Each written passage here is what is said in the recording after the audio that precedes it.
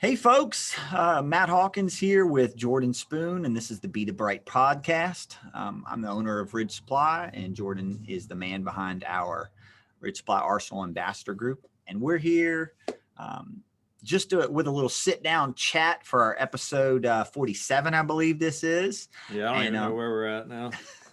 we wanted to just go over some of the cool new kit items that we've got, and some discussion about that, and then also dive into a little bit of Buck 50 history from last year. It's kind of an untold story of the beginning of COVID, and because that anniversary is coming up, we thought it'd be a good episode to kind of unearth some of that for you guys if you're interested. Yeah, it's a deep story. Yes, it is. Yes, it is. Welcome, Jordan. Welcome. Yeah. I'm wearing the tech tee. We've never done a tech tee before, but basically what a tech tee is it's cycling specific fabrics and cut in a t-shirt form.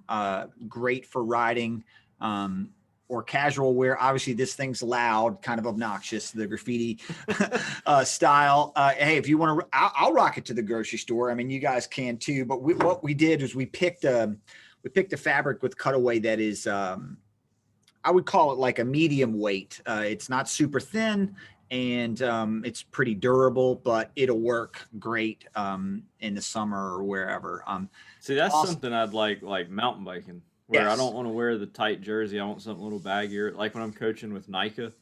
I don't always necessarily need to be in a jersey because I'm stopping a little more. So something like that it's perfect for that. Yeah, and it's a little expensive, but part of the reason it's expensive is because it's very well made. Like this is one of these pieces of kit that you could use for years. Yeah. Goes great with the cargo bibs that we just came out. Any color bib, the navy bib, the black bibs that you may have from any other brands works fine. Works great with baggies as well. But yeah, so this is the tech tee. It's available. It's in stock and it's out there. We, in the matching print, we've got the graffiti kit in men's and women's. And we wanted to show you guys this detail. Like we did a really cool, like graffiti Ridge Supply reflective on the back, as well as the band. This is the pockets that you're seeing.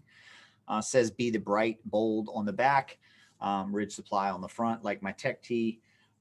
And there's a bunch of cool names on here. Isn't there some hidden road names in here? Yeah, like much like a graffiti wall would be. They're just layered. Can't see it all, but there's some cool some of my favorite roads on there. I took liberty and threw those on there. So shout out to us anywhere if you can find some things or you think you know what they are. But that's the jersey. The bib is just next level. Nothing went unprinted on this. I noticed that when it showed up. I was impressed that every single thing had print on it to include the mesh. Philip at Cutaway, he's a wizard at this graphic design style and the layout. And one of the things that he does that's super subtle, which nobody notices this stuff, but like we changed the pattern of the bib. This is not, we had our own Ridge Supply X Cutaway has its own bib cut, but we used a slightly different cut so we could put this big panel in here because this is a very visible panel. And also because it's all printed, none of this is see-through, which is also important. The panels line up super rad. Nothing is like awkward, like sometimes when you have a fully printed chamois or whatever, there's just some spots that they don't look good. He did a really good job of kind of covering that up. And so it's not awkward, especially in the ladies cut and which is something that you run into some problems with. Leg bands are printed. The one thing about this, and Jordan has this kit as well, it's a little tight. The bibs are a little tight because they're printed, and the pattern that we used, they're snug, which honestly, I've been getting asked a lot to make a compression bib, and it feels like a compression bib. So if you are worried, size up. Yeah, because I'm somewhere between a small and a medium with your stuff, and I'm glad I got a medium in those because they fit. Yeah, they fit closer to how a small usually fits. I've lost a little bit of weight over the last 2 months, thank goodness, because I squeezed into mine as well. And so we did this 5 Ridgeline design, and all this is very simple. Again, has reflective ridge supply on there. This is the vest. We took the standard Ridgeline design, which is like flat lines, and they slowly get more and more contoured up. And I just stacked it up 5 deep. So that's why we call this the 5 Ridgeline design. This colorway is essentially what's in the graffiti kit, but as a standalone vest, it works really well. It's super visible from a distance, and it's got a cool color palette that you don't really see very much. It's kind of a green, light green teal top. And but this will also go really well with anything else that you've got. And I always say, like, a vest should pop. Yeah. You know, I didn't really design this to wear with the graffiti kit and try to, you know, that's probably too much. I mean, of course you can do it, but this vest with any kit that you've got is a good option. Jordan's also got the I do have the jacket, the light jacket. This jacket, the story on this jacket kind of goes, when we went to Silverton in August of 19, there was a real need for a packable jacket that you throw in your bar bag or in your jersey pocket. And when you get to the summit of one of those high mountain passes, it gets really cold, really quick, crazy windy. Sometimes it'll rain, you never know. So you just needed something that really blocked the wind, but also was like super light and you weren't lugging it around all day. And we didn't have anything like that. So we worked with Cutaway to basically take the vest that we already had, that stretchy new style vest that we've been doing, and we made a jacket out of it. So this is the only garment like this currently on the market, and we have it. We took this same 5 Ridgeline design, and I really think this is super visible from a distance. It's kind of rad. Yeah. It has a I don't know if you're getting ready to say it, but I like the vent that's kind of on the inside of the arm, because this panel all the way down the middle of the underside of the arm is vented, but super subtle. This is the same fabric that we use on our Nova Pro collarless jerseys, and so it's just enough. Like, you don't notice it. Like, it's not cool, like breezy, but it's a good exhaust vent. Yeah, we did a brushed collar, which is super nice. It's also a little stretchy, so it fits really well around, you know, even if you're wearing a neck gaiter or whatever, it's not in the way. Reinforced pocket seams in the back, a grippy bottom. The tail on this is just a little bit longer than the front, which is also good. So it gives you a little coverage, but when you're hunched over and you're riding, it's got good coverage, and packs down. You know, it's not the smallest pack down ever, but it packs down super easy to go in your pocket. You could throw that in a jersey pocket. Yeah, for sure. That's a big thing. That's the kit wrap up. We've also got navy cargo bibs in stock, black bibs in stock. We have the 5 Ridgeline jersey, which is the white jersey like the jacket. We have the graffiti kit, the tech tee, and we've got some last season stuff too. We still have Digi Camo Dawn jerseys as well. Yep. So yeah, if you're into kit, need something for the spring, check it out. We got 2 new collaborations coming up, launching very soon. The first one's with the Vegan Cyclist, and we're stoked to be working with Tyler this year. We designed 2 sock colorways that are launching here in the next, basically on Monday. He just debuted one of them, didn't he? Yeah, he's out of control. He's broken the protocol there. No, it's all good. I asked him to take some pictures because he and Jeremiah are getting ready to do the Impossible route. I can't wait to hear about the details after that goes down. Yeah, their first installment is I think it's 5 days of crazy riding through Death Valley, and they start they're flying out this weekend and starting on Monday, I believe. So because he was going to be doing that, I'm going to be launching them on Monday as well. So stay tuned for that. And then right behind that, we've got a cool collaboration with Phil Guyman, and we're doing a new sock for this season with him that are kind of based around his two puppies. So he's stoked about that, and those are coming on the heels of the socks with Vegan Cyclists. So stay tuned for both of those things. Other than that, man, we've got spring is coming. I feel like we had some days in the 60s here, so it's coming, but winter's still hanging on there. We could still get snow here. Yeah, for sure. I mean, we could be in the 30s in 2 or 3 days. We've been living on Zwift. I really love riding on Zwift, and I don't hate on it at all. And a lot of days it's just more convenient for me to ride the trainer here at the shop than it is to kit up and go out based on the timing that I can do it or whatever. And I really buckled down in December. And Jordan knows this, like fitness had gone by the wayside. We were super busy from like August through the holidays for here and family and stuff. And I just knew I needed to buckle down. So I said I was going to ride 5 days a week for an hour or more. These guys laughed at me a little bit. They didn't think I was going to do it because my history would show that I wouldn't do it. But I've been able to hold it together for 2 months. I said I was going to do it through March 1st, and I've held to that, which has been cool. But the gains of just consistency are awesome because, nobody's racing or doing crazy big rides or anything outside, but just having Zwift there has been fun. I mean, it's been cool. We've been doing our Arsenal rides on Tuesday nights. We got the Arsenal rides back going, which I know the last few weeks you and I have both had something kind of come up, but Eric stepped in and led them for us. So, Arsenal's even on when we autopilot. hadn't been there, I love it. Yeah. Even when we hadn't been there, somebody else has stepped up and taken it.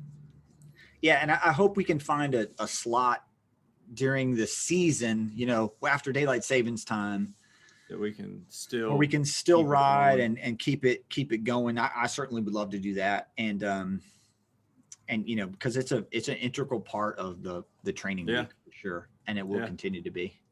I hope people are, getting their shots when they can and getting in line to get those done. I know I'm waiting for my turn. That'll be a good way to feel like I can maybe do more things bike related this year, and I'm excited about that. Hopefully, I know we've talked about doing a bunch of trips. We're at some point in the works. We just gotta see what happens over the next few months. Yeah, and I know everybody's got different rules and regulations and stuff, but I just thought it was something that we needed to kind of talk about was what happened with the Buck 50 last year. As we were coming up on a year here in a couple weeks, and it was such a crazy week leading up to the Buck 50 and the decision to cancel it. And I know Jordan was here with us when we did that, and a lot of people don't know. It's like ancient history now, but because it was the first weekend where anything was actually canceled, and we were actually the only race that did cancel. It was kind of a wild time, and I just felt like we needed to document it a little bit verbally, kind of recalling what it was like, and then give some people some insight, just because it may inform why we're not having a race this year. And, just shed some light on why did we cancel a race where we had 850 people coming here? Cause it was crazy. So Jordan, maybe Jordan, you can set us up because you were fit. I was fit. I was probably the fittest I had been maybe ever. I'd rode a lot leading into the end of 2019 because that was when we had done Alpine Loop. So, my fitness going kind of wrapping 2019 up was good. I took the typical off season. I took some time off, and then I really kicked it in gear. And, I remember I came down and rode with you and Pete and Lee and all of us right at a month before. Yeah. And, Pete was riding strong. I knew Pete had been putting in a lot of work. He'd been I was training riding hard. strong. I mean, we both felt really good, and I come down there, great fitness, and it's crazy how much things changed because I think coming down, okay, there's a possibility what happens. But when we come down, I mean, we came down a week before the race was supposed to be. There was no talk of us not racing. Yeah. There was, hey, we're going to keep an eye on it, but no talk of not racing. Yeah. And then it was like each day something changed a little bit. Monday rolls around, and they're like, hey, you might want to start considering some stuff. Tuesday rolls around. You might want to consider a little more about how you're doing with groups and what you're doing. And that's when you start hearing the term of social distancing and something that, most of us had never heard before or even thought about. Mm-hmm. Wednesday rolls around, and I know you and I had talked some. I had went out and rode. I'd come by the shop and seen you at some point. And then Thursday was kind of when it all started unraveling for the sake of the race actually happening. Yeah, even Thursday morning was totally different than Thursday night. Yeah, I mean, that like 12 hours, which is what I think we can dive into, because that morning to evening of Thursday is its own story. Totally, and also we got to back up. We got to back up a little bit. Like, so we did 2 editions of the Buck 50. The first year we had 250 people, let's just say. The second year around 550, and both. The first year we kind of capped it. The second year we kind of capped it. And part of it was the concept was to grow, according to what you could handle, and then prove that you could do a little bit more. And so coming into the third year, parted ways with Gordon, who we were doing the first 2 events together. And so the third year was the first time I'd kind of really done it all on my own. And I'm the one that's here locally. So, 6 months out, we open registration. And the reason is it's the Buck 50 and Mid-South are the 2 big gravel events that kind of start the year. Especially in the previous 2 years, there's now some events that are in February, and I think maybe even one in January now. But like it used to be, like we were the start of the season kind of thing. And so open in 6 months in advance is part of it is to get people through the winter, give them something to train for, motivate. And it worked for me. I mean, that was kind of what it was. I registered and it was like, all right, time to go, time to get serious. Yeah. So. And we sold out quick. We sold out quick. We had a huge jump in people. We were at 850 registrations and we cut it off. And that was like I can't remember when, but I think it was quick. Yeah, like in November or something. I'm pretty sure it was just a couple weeks, and you had to shut it down. And one of the formulas that the Buck 50 does as a race is we put a lot of resources from the amount of revenue brought in from the race fees, we put it back into the experience and give it to each individual person. And so, that's in the form of ordering, gloves or water bottles or t-shirts or hats or whatever the things are. And those things, what's cool about it is when you have 6 months to prepare, you can get all that stuff done. You can get it all ready. And we're kind of becoming known for our Stoke boxes. And, anyway, it takes 6 months to get the race prepared and done. And the course is a nightmare. When I was down there in February, what you're getting ready to say, I mean, you were having road work done to the roads out there. And what's bizarre is that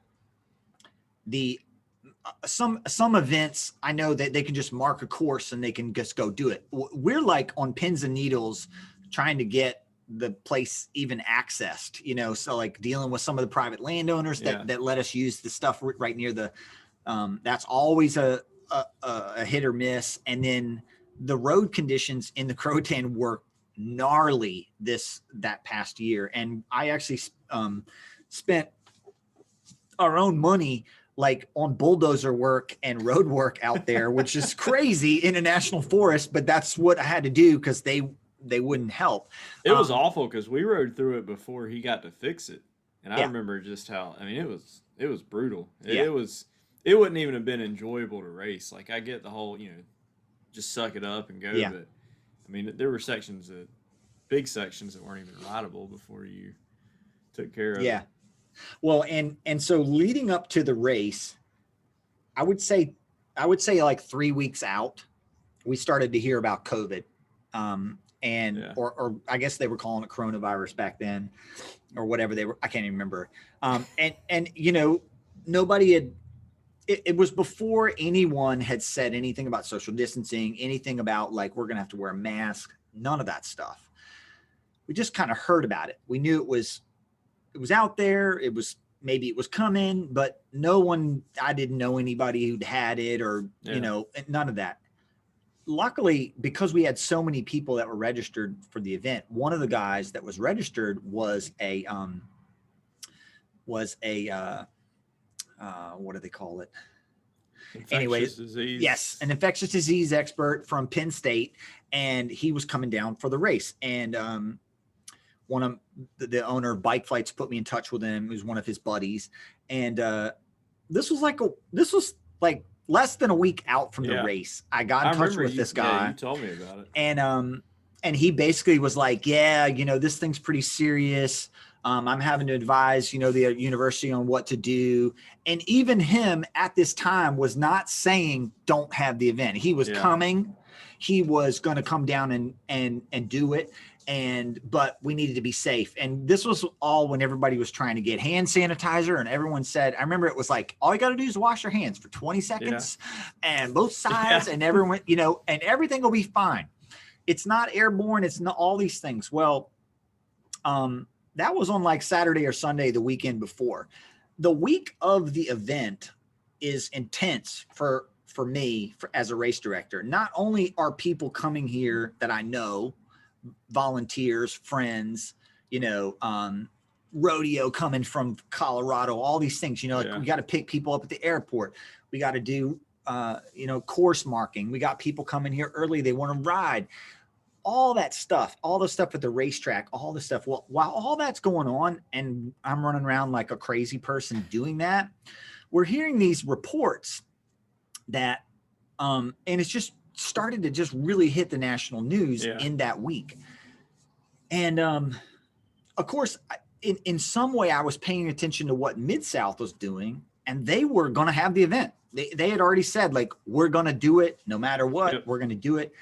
And I talked to the guy at Penn State again on like maybe Tuesday, and he was like, yeah, I'm coming. We just need to be safe. We need to be really, cautious and have hand washing stations and all this stuff. So we kind of got all that stuff in place. And basically on Wednesday, that something changed. The whole climate changed where in North Carolina, our governor just all of a sudden had something to say about it. Prior to that moment, it had been kind of hush hush. Yeah. There really hadn't been a lot said for us here in North Carolina. We were hearing what some of the areas, New York and some of the bigger cities were doing, but we had not heard really anything leading up to Wednesday's directive for our state. Yeah, and we had Wednesday is the day when people start showing up. People are getting here. The people who are coming early, the ladies from Velocio, Exploro were here, going to do their training camp and photo shoots and all that stuff. And so, and we're doing final course prep and setting up the speedway and all that stuff. And we did all that. And then on Thursday, basically like everyone was here.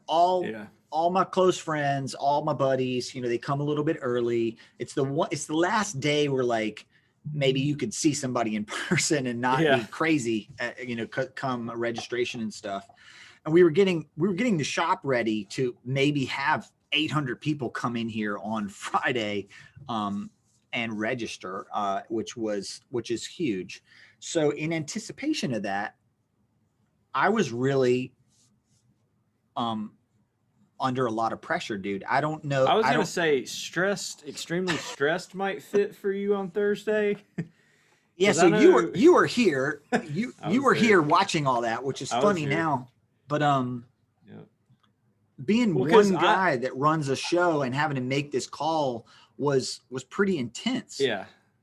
What did you see? What was happening from your perspective? You and I talked that day because you asked me if I could go pick up Aaron Obenza because he was flying into the airport. So you and I had talked, and I'd been kind of picking shout out to Aaron on the mug. Mm-hmm. I'd been picking your brain about kind of what you were thinking, because I think it was Thursday. It was when the governor was getting a little more, input on, hey, we need to be careful with events and stuff like that. So we'd been talking. You called me, hey, can you go get Aaron? Because you were trying to get everything set up. I said, sure. So I left. I think it was probably a little after lunch to go get Aaron. And by the time I got back to the shop, because it was 45-minute hour ride out there to get him, and then come back another hour. By the time we got back to the shop, in that couple hours of me going to pick Aaron up and get back, I think that was when the governor came out, and I don't remember what the limit was, but that was when he kind of said, hey, if you got an event over this, you need to limit it at. Yeah, it was that he discouraged. He said he discouraged any event over 100 people. Yeah, that's right. I couldn't remember if it was 100 or 200 or what. But yeah. So then, but he did. It wasn't banned. It was just discouraged. Mm-hmm. So all that happens, and that's when Aaron and I show back up to the shop. Yeah. And you were ready to pull your hair out already. And that was before the conversation probably really even got going between at that time, probably 10 of us that were there. Yeah. Yeah. That was even before the conversation really got going. And I mean, even in that hour and a half or so I was there, what was being recommended was changing. I mean, every hour there was something new coming out. Yeah, it was kind of bizarre because, in one respect, we had Mid-South as a peer, and it was like, what are they going to do? And they had already said, we're doing it. Yep. And they made some changes, trying to be from what we knew at the time. Let's be safe and whatever. Yeah. And we had some guys here from Colorado that were in the room. We had some of my childhood friends who were here to do volunteering. We had you guys. I think there was Aaron was there. Brian was there. Yeah, and it was a mix of ladies, mix of good friends. Everybody that was inside of the shop at that point is somebody I know pretty well. Yeah. So it wasn't like a social, a town forum. Yeah. But because it was really my decision, and there was so much at stake, nobody would really commit to me to say you should do this or you should do that. Say you wanted somebody to give you that magic answer, but you didn't know what that magic answer was. Yeah, and so whichever way the input went, you counter argued it, and then we were like, well, we'll try the other way. And then so the governor's basically saying he discourages it over 100, but you could still do it, and we could have definitely done it. We had 250 to 300 people already here. So they were already committed. They were like, we're riding no matter what. You can't stop us, government, and it was all like, we're here for the beach weekend, whatever. But I knew on Thursday, that a majority of the people that sign up and register for this event are in the DC, Maryland, Virginia area, and they were going to drive the next day or that night and come here. And I knew that if I was going to cancel it, A, the right thing to do is to tell them before they started driving, and then B, prevent all of those people from coming to our area.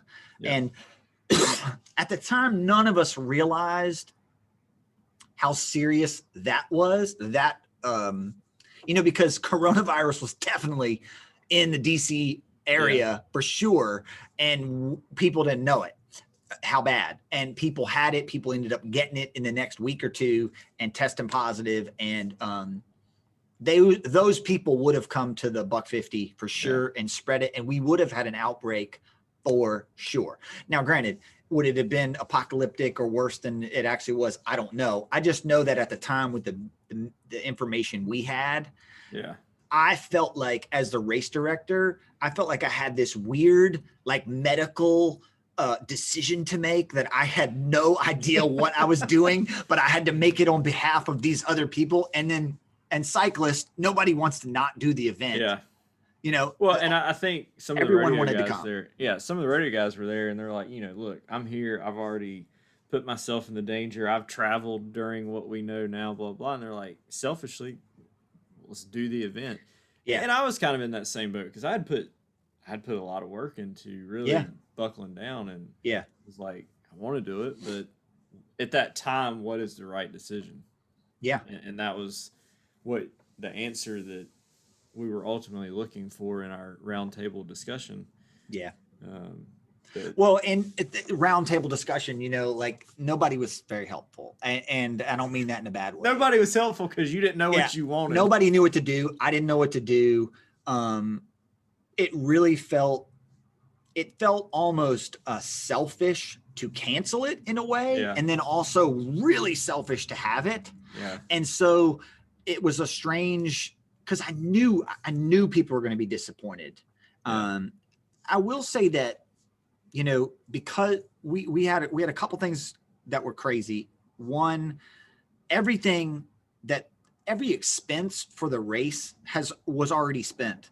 Literally, even the food, the chicken that we were going to serve at the meal was already pre-cooked and ready to roll. And, you get to this point where there's this point of no return where there is nothing to refund. And I knew that that's where we were. Like, the tents were up, the toilets were there, the all of the swag was sitting there ready to go. The timing people were here, like, you name it. There was nobody I could call and be like, hey, we're not going to have the event. And they would be like, whew, I'm glad I did.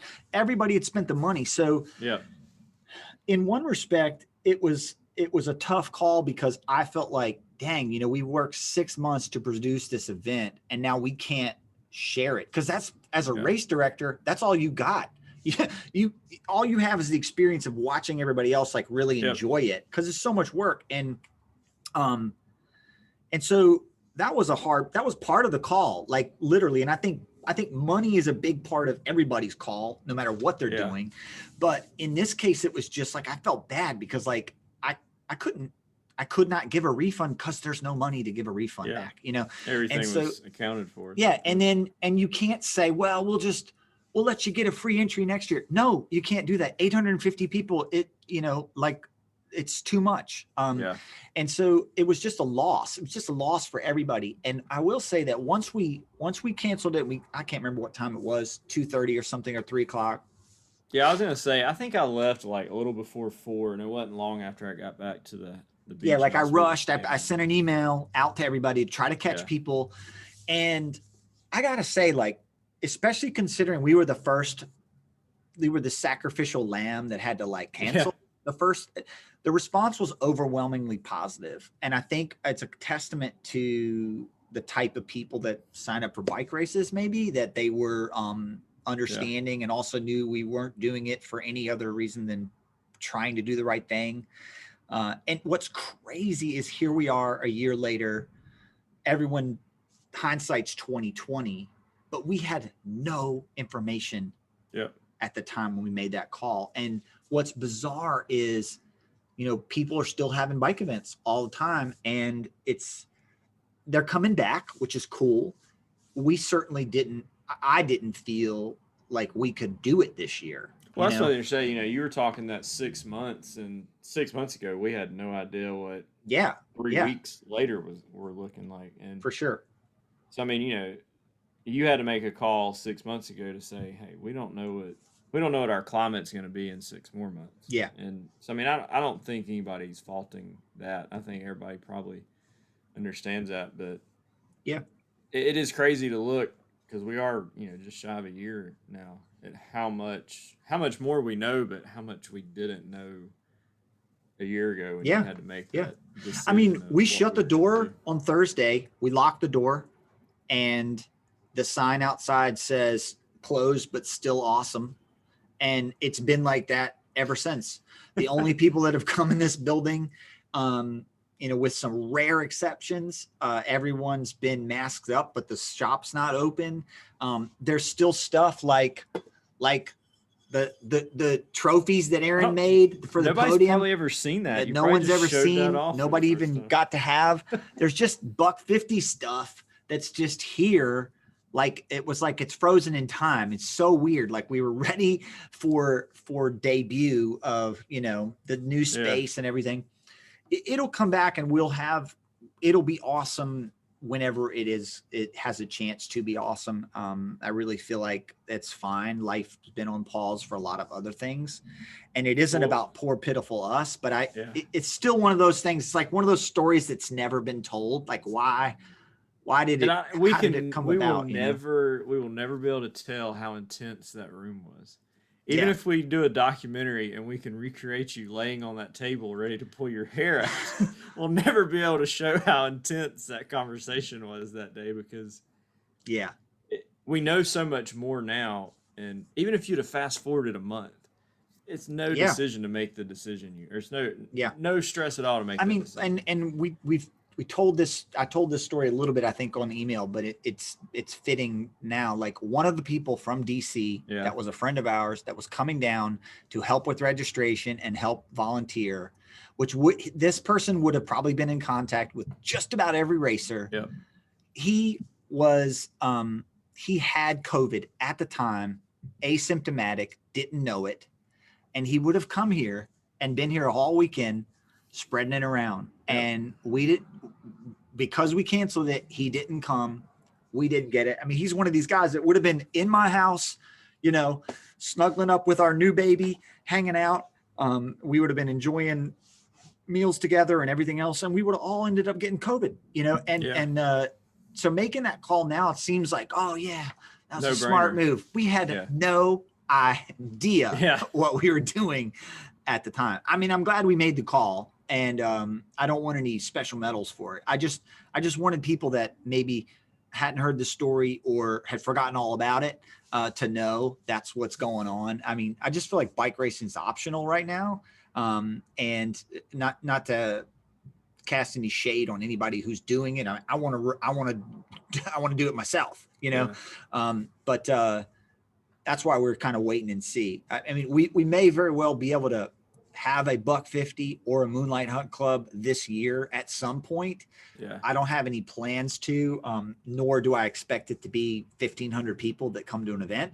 But yes, I mean, we're just kind of doing what everyone's doing right now, which is standing on the sidelines waiting. But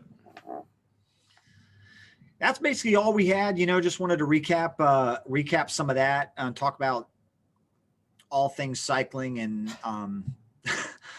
show off new kit. Yeah. I mean, I think I think that this year is going to be a transition year as well. Like, if I'm being honest, like I'm not very hopeful for a return to normalcy. But I do plan on doing some smaller group things as people get vaccinated, where, you know, if we have a group of X amount of people and everybody's been vaccinated and everybody feels good about it, I'd feel good about taking a trip with them and having some experience, you know? So that's kind of that's my plan, I guess, if you will, rather than try to have a mass start, you know, colossal group situation. And then we'll see about 2022, but which is just bizarre to even talk about that right now. But, you know, we haven't even hit March yet. We're planning next year. But I mean, in theory, September, October of this year is when we would open registration for the next Buck 50. So that being said, everything changes every month, so there's no telling what September, October looks like, and what the forecast for March of 2022 is. Yeah, it wouldn't hurt to give the Croatan another year to try to get their road act together, because you don't want to pay for it. It's out of control out there right now, but it would make for an interesting race. Let's just put it that way, especially if it was wet. See, that doesn't sound enjoyable right now. Not right now. Well, Jordan, thank you for chit-chatting today. I probably rambled on because that's what I do. And if y'all are listening, you already know that. So if you're this far in, you know, you get what you pay for. That's right. Appreciate it. Have a great weekend, and we will talk to you all soon.